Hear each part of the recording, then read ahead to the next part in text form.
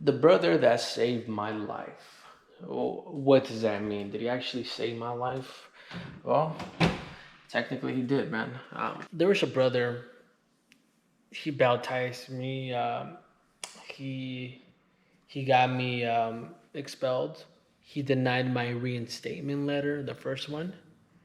This brother, a lot of people didn't like him because he was very cocky. He was very um, ignorant. Like he always had his way. This brother caused me 5 years, almost 6 years of not speaking to my family. Because of his decision. He was an elder that had just became an elder at the time. He was the body of elders back then when they actually had that. He was in charge of the congregation and the elders, so the elders automatically agreed with his decision of not reinstating me because I had sideburns. Because I had a taper fade and I had really thin sideburns. He said I wasn't ready because it looked like I was not spiritually sound. Like, keep in mind, I was already married. I had my son, and he was already walking. He was already, I think, more than a year old. He was already walking. I became a father at a very young age, um, and yeah, he denied me going back to the meetings. I mean, like getting reinstated. I mean, because some stupid cyber. He could just told me like, yes, I see that you're going to meetings. I see that you're sitting in the front row. I see that you're studying. I see that all your magazines are highlighted and whatnot. All those things that you have to go through. He could have just said, "But please shave, trim those sideburns or something. Like do something." But instead, he took it to a whole different context, and he assumed because my sideburns were a little bit long and thin that I was still worldly. And so that set me back another 3 years.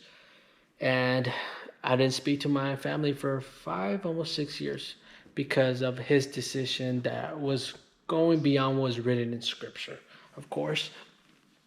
Second time I turned in my letter, I got approved. I came back, but the second time when I turned in my letter, I turned it in without emotions. I just wrote a gibberish letter like, "Oh, I just want to come back because of this, that." Through that whole process of those years, I was doing research. I was figuring out things about the organization that if it weren't for that brother rejecting me, like to get reinstated, I would have never known. So, in a way, this negative outcome I turned into a positive, and I did a lot of research. I ended up calling the United Nations to figure out if the J Dubs were tied to the United Nations because of the library, and then the blah blah blah, all that stuff. I ended up going to a Freemason lodge, a Masonic lodge, asking them questions about the J Dubs. What does this mean on this Watchtower or Awake magazine? The symbolism um, behind things, and they broke it down for me. So I confirmed that we have ties, they have ties to Freemasonry. And I did a lot of research, man. I learned about 1975 through the whole process of me doing that. When I turned in my second reinstatement letter, I did it without emotions. I was like, well, if I get accepted, I get accepted. But, just know that I don't really believe in this no more because everything you guys are saying is BS. So I turned in my letter. I got approved. I came back into the congregation, into the organization. Everybody threw a big party like they never seen me before, but they always used to see me struggling, being a father at a young age, and never helped me out. They never assisted me. I did everything myself, man. I hustled myself. I grinded myself. I did everything myself, which is really good. I love that fact about me that I dropped out of high school, became a father, at 17, something like 17 and a half. Became a father at 17 and a half. Freaking started from nothing, worked my way up, developed some skills, learned a little bit about outside world. Still was trying to go back into the organization because I thought it was the truth at the time. Found out things about it and grinded out like 20-hour shifts, just doing what I had to do to, to provide for my family. So I'm proud of myself in that sense that, man, I never let adversity kick you in the butt, man. You gotta grab that by the horns, man, and be like, you know what, man, screw you guys. You guys really think I'm gonna do that? Well, I'm gonna show you guys wrong.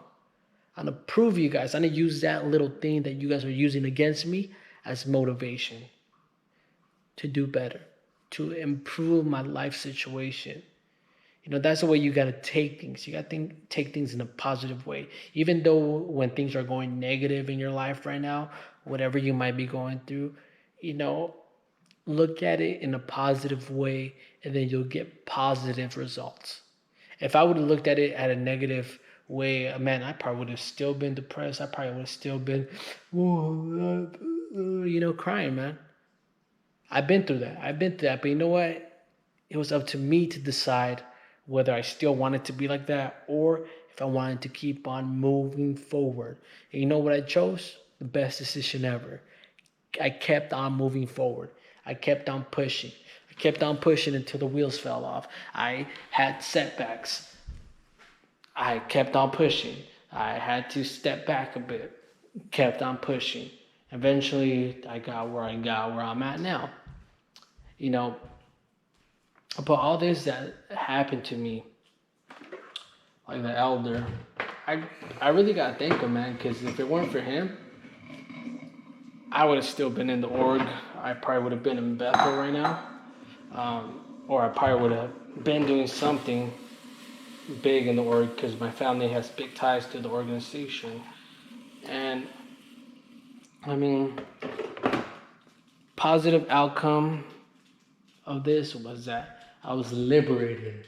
I did things that people told me that I wasn't going to be able to do. They called me stupid. They called me ignorant. They called me mentally diseased for so many years. And you know what I did? Man, you ain't got nothing to tell me. I make my own decision in life, not you. Whether you want to judge me, that's up to you. So keep on walking, and meanwhile, I keep on hustling and I keep on grinding to achieve what I gotta achieve. So I did that. I always had that chip on my shoulder, man. You know what?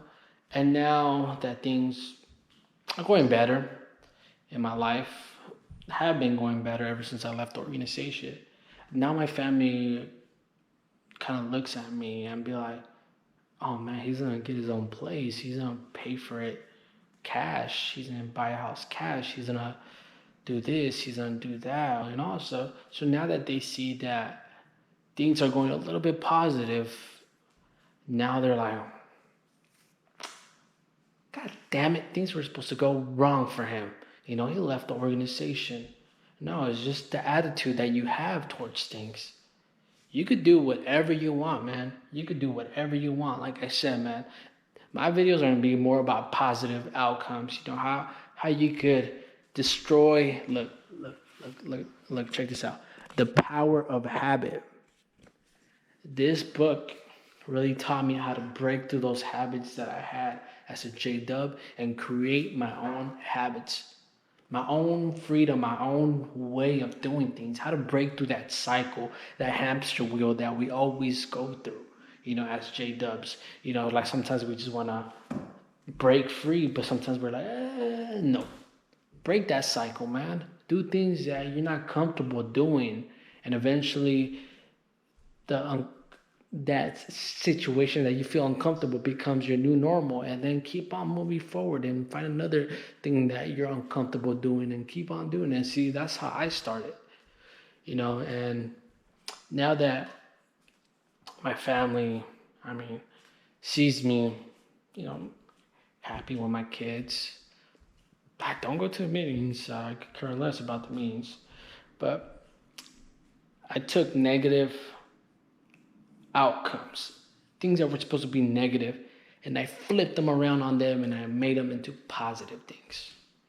Like, for example, they're saying, if If you don't go to the meetings, we're gonna stop talking to you. Like when I got reinstated and I ended up going back to meetings, and then I stopped. And I'm like, nah, this is not the truth. When I stopped, they were kind of using that technique that they always use. Well, you know, well, if you're not going to meetings, you're not serving Jehovah the way He wants to. So, Jonathan, we can't talk to you no more. You know what I did? I said, look at my kids. If you guys don't talk to me, it's fine. It's fine. But look at my kids right there. You're going to miss out on them. You're going to miss out on them growing up. You're going to miss out on them being adults because an action that's going beyond what's written in the scripture, because the organization is telling you what to do. If you stop talking to me, it's fine. It's fine. But just know, if you stop talking to me, you stop talking to my whole family. Because that's the way it is. Because we're a family. We're a unit. See, I kind of flipped the script on my family. I told them, well, you don't have to talk to me, but just know that you're going to lose my family. Like, you're going to lose that. You're going to lose, my kids. You're going to lose all that because of a decision that you're willing to take. A decision that's not going to take you nowhere. And I didn't threaten them, but I just told them, well, okay, if you guys don't want to talk to me, it's fine. But they still talk to me. They still talk to me. But at the end of the day, guys, I gotta thank that brother that really set me free, who got me baptized, got me expelled, and denied me the first time when I was trying to get reinstated over some damn sideburns. I gotta thank that brother for opening up my mind, opening up my heart, and seeing the truth for what it is. Because in life, man, you can either be negative or positive. And one thing that I learned, no matter what you're going through right now, man, whatever you're going through, because only you know what you feel inside, only you know the level of depression, of anxiety that you're going through right now because of this whole situation that now you're starting to think for yourself. Only you know what you're going through. And I've been there. I really have. So one thing I do gotta tell you, turn that negative thinking into something way more positive and more productive. Don't sit back and just contemplate and cry about things that happened to you in your past. You gotta keep moving forward, guys. And once you do, I promise, if you do it with your true, authentic self, things will go good. Remember, life is just a stepping stone. Gotta keep on stepping forward. Sometimes you go back, sometimes you go back again, but the outcome is you gotta walk forward. Never go back, guys. So, you guys have any questions, hit me up in the comment sections. I'll put my email, that way you guys could write to me and I could share your stories if you like. So, peace out, guys.